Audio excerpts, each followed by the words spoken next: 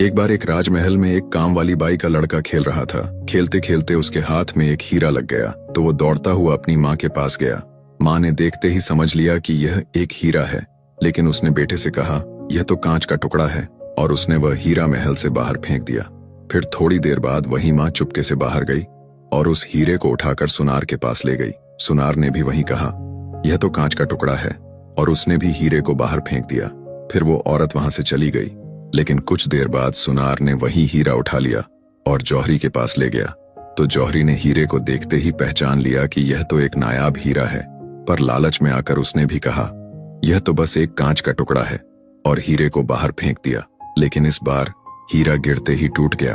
अब पास में खड़ा एक आदमी जो यह सब देख रहा था, तो वह हीरे के पास गया और बोला, जब तुम्हें 2 बार फेंका गया तब तुम नहीं टूटे, लेकिन तीसरी बार में तुम टूट गए, ऐसा क्यों?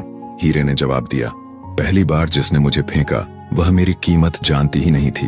दूसरी बार जिसने फेंका वह भी मेरी असली पहचान से अनजान था, पर तीसरी बार जिसने मुझे फेंका वह मेरी कीमत जानता था, फिर भी उसने मुझे कांच का टुकड़ा कहा और वहीं से मैं टूट कर बिखर गया। निष्कर्ष, जब कोई आपकी कीमत जाने और फिर भी आपको नकार दे तो इंसान भी हीरे की तरह अंदर से टूट जाता है। इसलिए अगर कोई अपने हुनर को निखार कर आगे बढ़ने की कोशिश करे तो उसका हौसला बढ़ाइए, उसका सपोर्ट करिए, और अगर इतना न कर सकें तो कम से कम उसे कांच बताकर तोड़ने का काम भी न करें।